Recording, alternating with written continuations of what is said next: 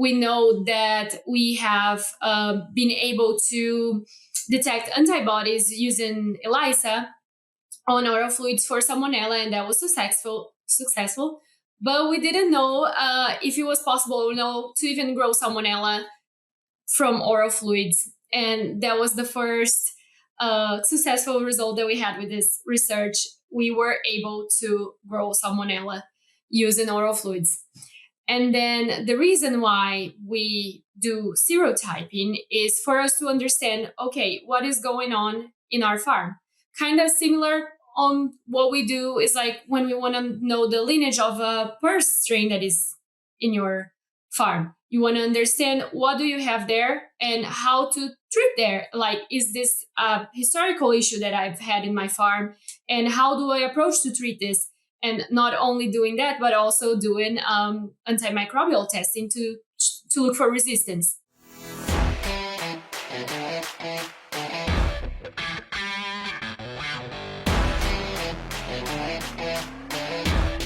Welcome to the Swine Health Blackbelt Podcast, the latest swine health research digested for you. My name is Dr. Clayton Johnson. I'm the host of the podcast. And joining me in our podcast studios for this week's edition is Dr. Mariah Post. Dr. Post is a research assistant at Iowa State University with the illustrious Field Epi team. Dr. Post, thank you so much for coming back onto the show. You're here today to talk to us a little bit about work you're doing with oral fluid testing and specifically oral fluids for Salmonella, trying to not only detect Salmonella in the oral fluids, but then also to characterize the Salmonella, take it maybe even to the serotype level. And I think it's probably appropriate to start with the value of the serotyping, right? Why is that important? Why should a producer or a veterinarian care about what type of Salmonella they have? I'm sure everybody understands, Mariah, that, oral fluids, PCR to detect it, that's possible. But why do you think it's so important to go to the next level and then characterize Salmonella? Yeah, thank you, Dr. Johnson. It's my pleasure to be here again. I think the first thing that our research brought up is that we didn't have any knowledge that people were doing culture of Salmonella in oral fluids. We know that we have been able to detect antibodies using ELISA on oral fluids for Salmonella, and that was successful. But we didn't know if it was possible, to even grow Salmonella from oral fluids. And that was the first successful result that we had with this research. We were able to grow Salmonella using oral fluids. And then the reason why we do serotyping is for us to understand, okay, what is going on in our farm? Kind of similar on what we do is like when we want to know the lineage of a PRRS strain that is in your farm. You want to understand what do you have there and how to treat there. Like, is this a historical issue that I've had in my farm? And how do I approach to treat this? And not only doing that, but also doing antimicrobial testing to look for resistance. So that was another thing that we looked into was the serotyping. And then for that, we have different tools to do, like the most traditional way that is the National Veterinary Lab that takes 4 weeks normally. And they have everything, like they will tell you what the Salmonella is, but we also have other options like the one that we use in our research as well, that we use PCR, but that PCR only gives you 3 levels of identification. It will tell you the genus of Salmonella, if it's a Salmonella enterica or not. And if it's a Salmonella enterica, is it a monophasic one or is it not? So you only have those answers. And we were just very happy to see that when we compared to the results of fecal pool, we were able to grow Salmonella. We were able to serotype in a traditional methodology, but also using the PCR. PCV2 presents significant challenges to swine health and performance and continues to evolve in today's herds. Ingovac Circoflex AD is the first vaccine to include both PCV2A and PCV2D antigens, delivering broad, homologous protection against the most prevalent PCV2 genotypes in the U.S. Talk to your Boehringer Ingelheim representative to learn more about Ingelvac Circoflex AD. You talked about the PCR, and as I understand it, one of the tools for being able to use the PCR for Salmonella is enrichment. Talk to us a little bit, Maria, about why is the enrichment important? Why does that help the PCR detection process? Or maybe it's the characterization it helps. And then what specifically needs to happen for that enrichment? Yes, for sure. So for any PCR of Salmonella that was done in different sample types as well, it's very normal for you to need enrichment. And the enrichment is not because the PCR is not good. The PCR is a very good tool that works and is validated. But the thing is, we have some aspects of Salmonella that make it harder for you to find it because of the intermittent shedding. So sometimes you will have fewer animals shedding, and then you have like a bigger volume of feces or a pooling, and then you don't have as much volume of the DNA in that sample.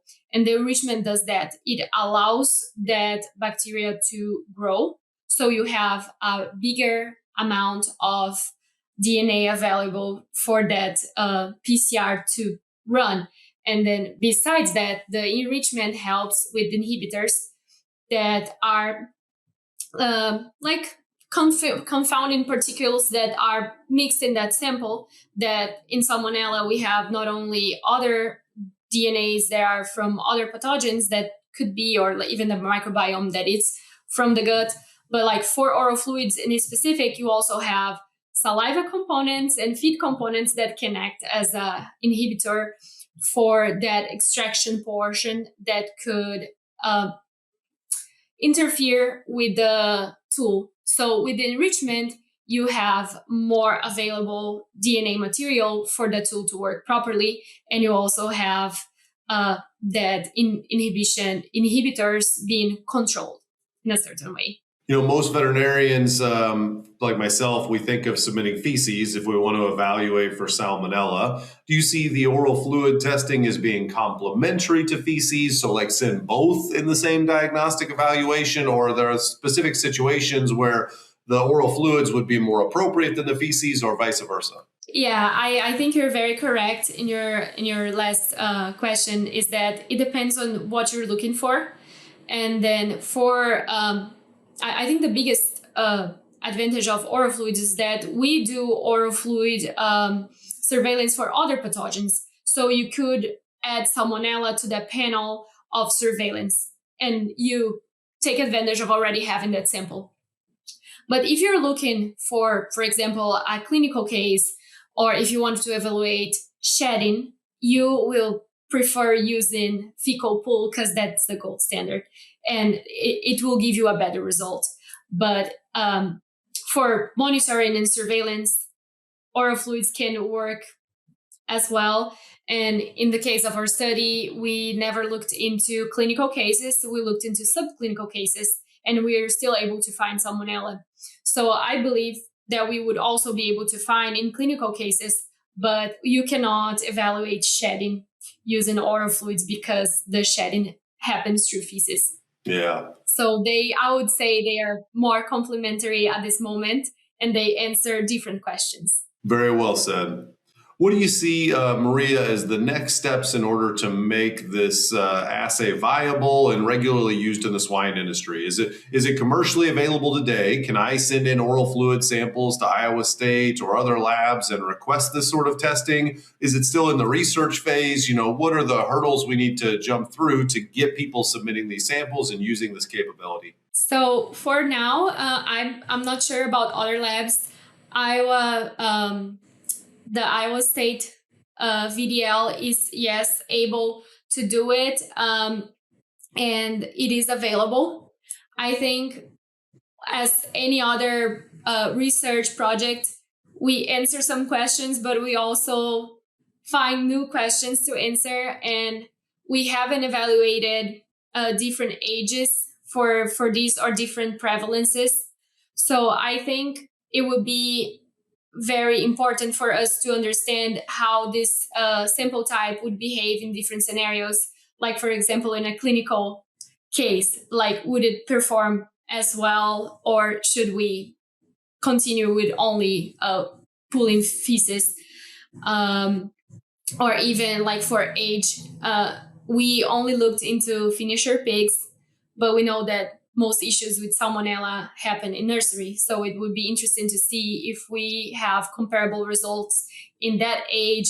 And then besides oral fluids, we could even see if familiar oral fluids, that is the oral fluids that you have in your pen that have the sow and the leader, if you can find there as well. So it is available.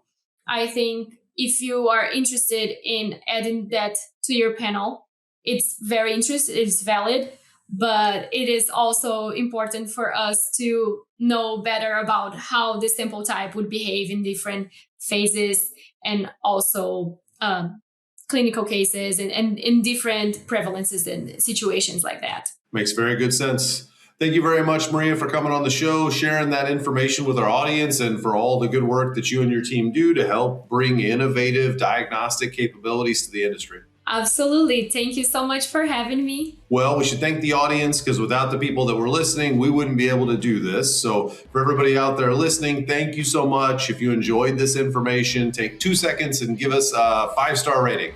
Take 2 seconds, and it costs nothing. It takes no time, right? Maria put a ton of work into this. Give her credit for that work by giving her the most 5-star ratings anybody has had on our podcast so far.